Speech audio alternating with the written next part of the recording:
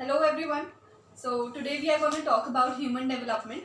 This is a topic from class 12th geography, and it contains a lot of things about the development of humans and how has international community come up with ideas to measure the growth of humans in different countries and compare them throughout the world. So starting with the topic, first of all we need to understand कि human development है क्या. तो हम इसको basic से start करते हैं. अब ह्यूमन डेवलपमेंट क्या है. एक इंसान अगर है हमारे पास और उसकी ग्रोथ हमें जांचनी है तो हम कैसे जांचेंगे. तो सबसे पहले हम देखेंगे कि उसकी इनकम कितनी है, क्या इनकम का ग्रोथ ट्रेंड रहा है, उसकी इनकम क्या कांस्टेंट है या नहीं है, वो सीजनल एम्प्लॉयमेंट में है या एनुअली एम्प्लॉयड रहता है. तो इस तरह की चीज़ें हम नाप सकते हैं उसकी ग्रोथ के लिए. अब ग्रोथ सिर्फ इनकम टर्म्स में तो नहीं होती है. There are different aspects to this growth also. जैसे कि अब उसकी हेल्थ कैसी है. अगर हेल्थ अच्छी नहीं है तो क्या वो अफोर्ड कर पा रहा है एक अच्छी हेल्थ सर्विस लेना, क्या वो प्राइवेट या पब्लिक हॉस्पिटल्स में अपना इलाज अच्छे से करवा पा रहा है, और अगर इलाज भी करवा पा रहा है तो वो इलाज किस क्वालिटी का उसको मिलता है. उसके आगे अगर हम जाते हैं तो हम उसकी एजुकेशन के बारे में बात कर सकते हैं कि उसकी एजुकेशन कैसी रही है, वो अपने बच्चों को कैसे एजुकेशन दे पा रहा है, क्या उसके बच्चे एक प्राइवेट स्कूल में जाते हैं, पब्लिक स्कूल में जाते हैं, या कितने सालों तक वो पढ़ते हैं, कितने सालों की स्कूलिंग वो रखते हैं अपने लाइफ स्पैन में. हम और आगे देख सकते हैं कि उसके आसपास जो लोग हैं वो कम्युनिटी कैसी है, क्या जिस जगह पे वो रह रहा है वहाँ के रहने के सिस्टम कैसा है, वहाँ पे क्या उसको सैनिटेशन मिल रही है, क्या वो खुश है, हैप्पीनेस कैसी है उसकी. और ऐसे अलग अलग तरह के फैक्टर से हम देख सकते हैं कि एक इंसान की ग्रोथ, एक इंसान का डेवलपमेंट कैसा है. तो इस चीज़ के अंदर हमें दो चीज़ों का ध्यान रखना है, एक क्वांटिटेटिव एस्पेक्ट और एक क्वालिटेटिव एस्पेक्ट. क्वांटिटेटिव एस्पेक्ट होता है जिसको हम मेजर कर सकते हैं प्रॉपरली यूनिट्स के अंदर, तो उसको हम ग्रोथ का नाम देते हैं, जैसे कि किसी की इनकम. लेकिन अगर हम क्वालिटेटिव एस्पेक्ट्स की बात करते हैं तो क्वालिटेटिव एस्पेक्ट्स में हमें मिलता है कि उसका हेल्थ कैसा है, उसका लिटरेसी कैसा है, या फिर उसके रहने सहने की जो जगह है वो किस तरह की है. तो ये हमारे क्वालिटेटिव एस्पेक्ट्स में आता है. तो ये एक बहुत ही लेमन डेफिनेशन होता है ह्यूमन डेवलपमेंट का.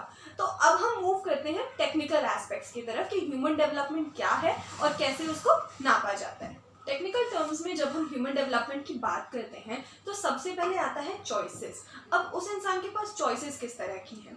फॉर एग्जांपल एक बच्चा है, उसको स्कूल जाना है, तो क्या वो स्कूल जा पा रहा है या नहीं जा पा रहा है, ये उसकी चॉइस है. वो डिपेंड करेगी उसके फैक्टर्स पे कि क्या उसके पेरेंट्स अफोर्ड कर पा रहे हैं या नहीं कर पा रहे हैं, या क्या उसके आसपास स्कूल है या नहीं. हम कई गांव में देखते हैं कि काफ़ी किलोमीटर्स तक, काफ़ी दूर दूर तक स्कूल्स नहीं मिलते हैं बच्चों को जाने के लिए. तो ये एक फैक्टर्स होता है जो डिटरमाइन करेगा कि उसकी स्कूलिंग या एजुकेशन या लिटरेसी किस तरह की है.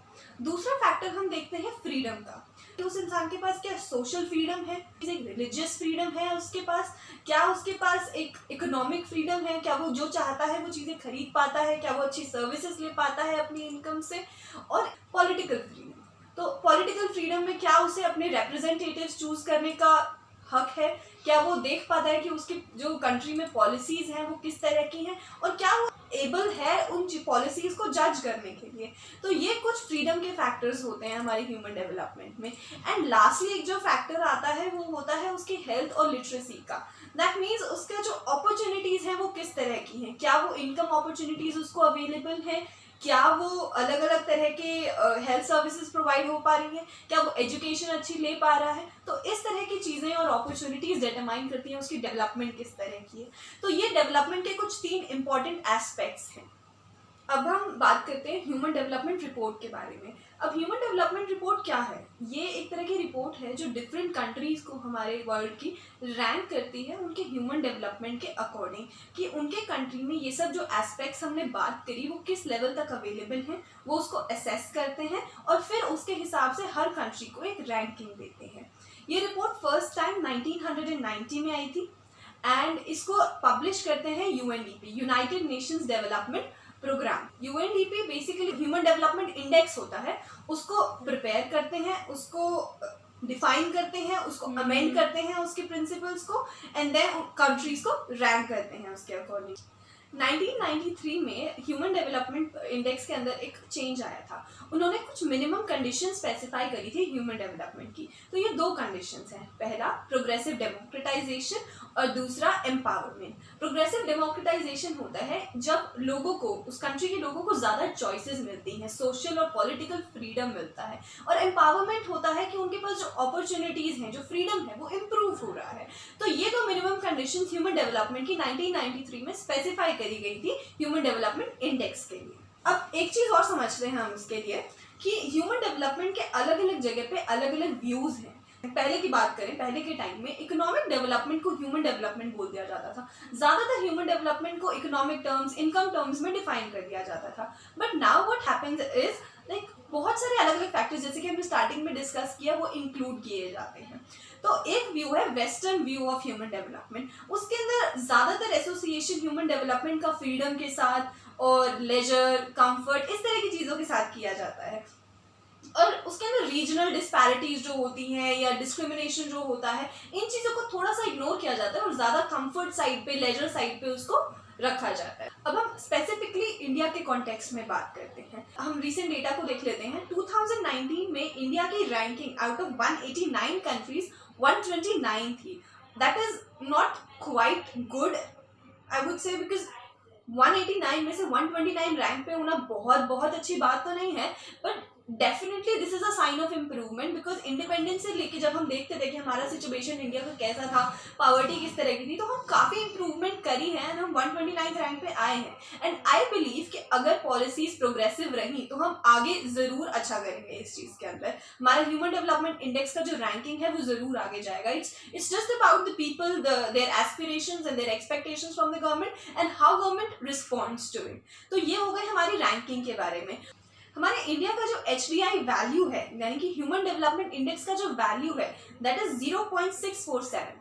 अब इस 0.647 का क्या रेलेवेंस है? बेसिकली जब ह्यूमन डेवलपमेंट इंडेक्स कैलकुलेट होता है तो ये 0 से 1 की रेंज में जाता है। तो 0 के पास जो कंट्रीज होती हैं, दैट मीन्स उनका ह्यूमन डेवलपमेंट काफ़ी कम है।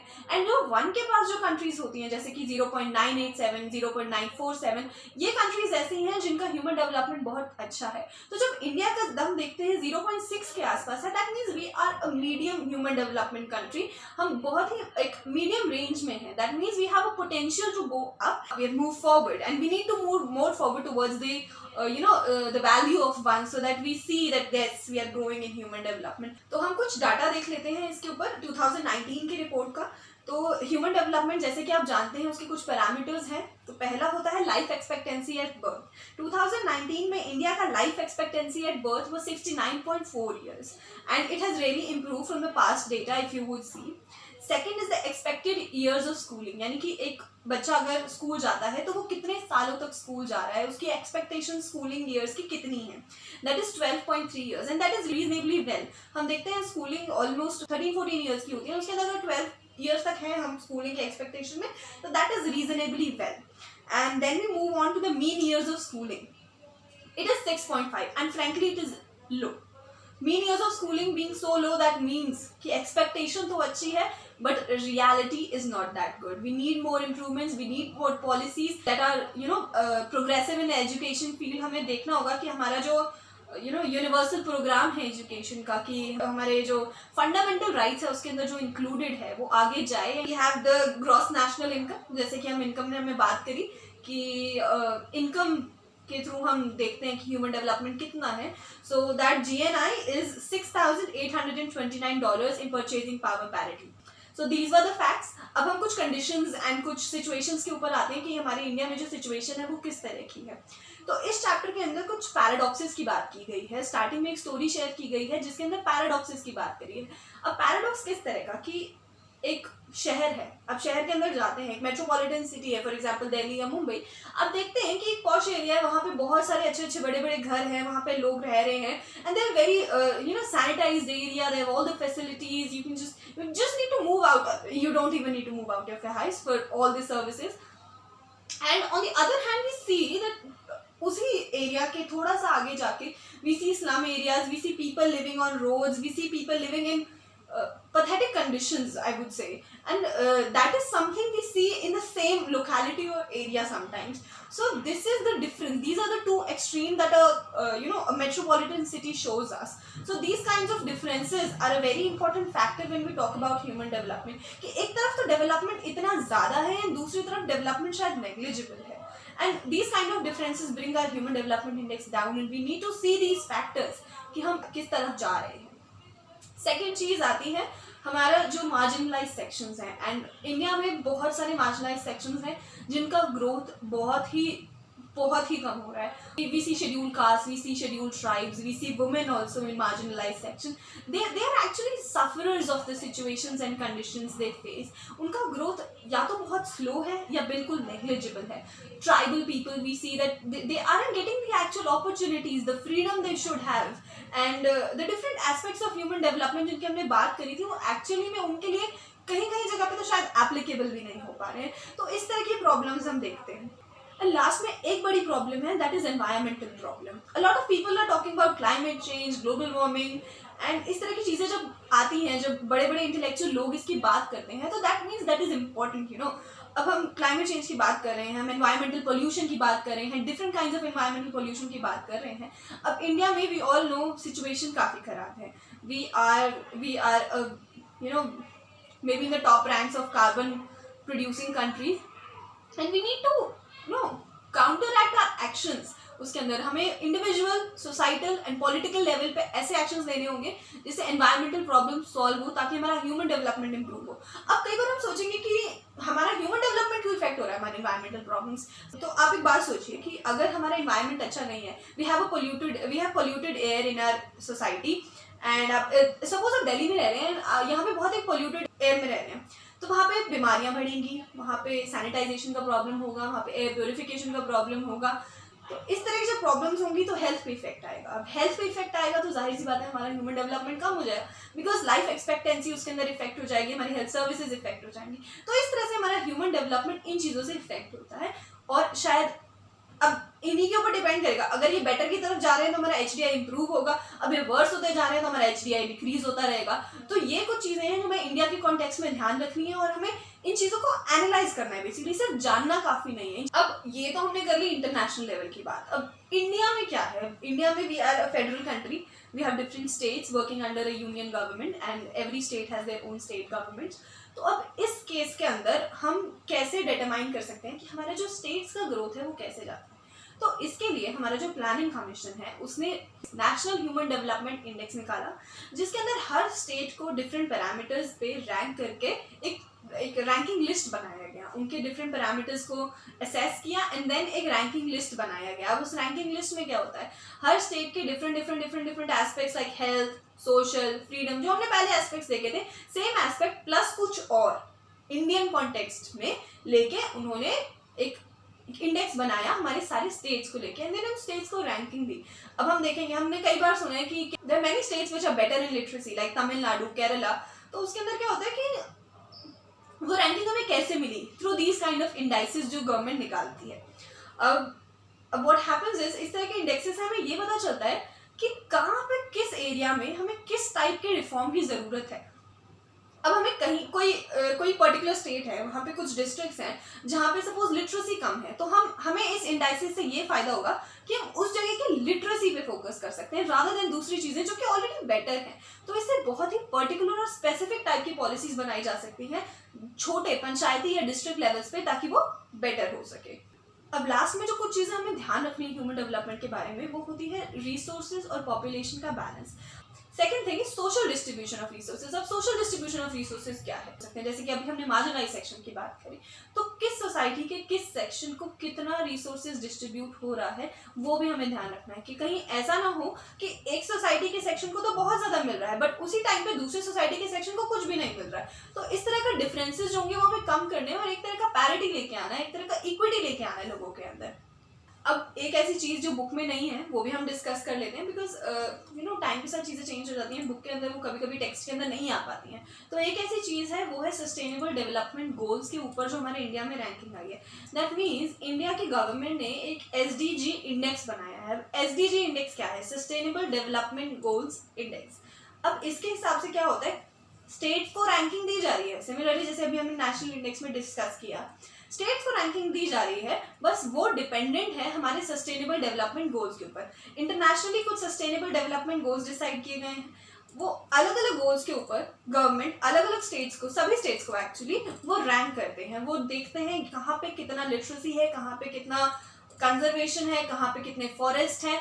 सो बेसिकली उसके अंदर क्या होता है, सभी जो स्टेट्स हैं उनको रैंक कर दिया जाता है उनकी डिफरेंट डिफरेंट एस्पेक्ट्स के ऊपर, एंड उस रैंकिंग के बाद एक कंपोजिट रैंकिंग निकाली जाती है उनके सभी एस्पेक्ट्स को कंपेयर करते हुए। ये जो एसडीजी इंडेक्स है वो स्टार्ट हुआ था 2018 में, पहली रिपोर्ट दिसंबर 2018 में लॉन्च करी गई थी, एंड नेक्स्ट रिपोर्ट एसडीजी 2.0 2019 में लॉन्च किया गया था। इसके हिसाब से जो स्टेट्स टॉप परफॉर्मर्स हैं वो हैं चंडीगढ़, केरला, हिमाचल प्रदेश, आंध्र प्रदेश, गोवा, कर्नाटका, तमिलनाडु, तेलंगाना, एंड ये बेसिकली गोल वाइज डिवाइड किया गया था इनको, and then they made a composite ranking. तो ये कंपोजिट रैंकिंग के रिजल्ट्स मैं आपको बता रही हूँ, एंड हर गोल के अलग रैंकिंग्स हैं, अलग टॉप परफॉर्मर्स हैं, अलग मीडियम परफॉर्मर्स हैं। तो I link the report down below in the description box so that you can have a better look at it and you can just analyse what kind of report it is. So ये एक SDG report है जो मेरे हिसाब से human development index से एक better indices देती है हमको, एक बेटर आउटलुक देती है चीज़ों को देखने का, एंड किस तरीके से वो डिवाइड किया गया है चीज़ों को, that is much more wide and you know coverage उसका बहुत बेटर है rather than human development, because उसके अंदर 3 या 4 फैक्टर्स हैं। इसके अंदर cover almost 17 SDGs, so that is quite in depth I would say, and I hope you agree with me. I hope you understood the concept of human development in context of India, and if you have any doubts post them in the comment section below so that I can have a look at it and respond to you. I'll see you in the next video, and until then think over it.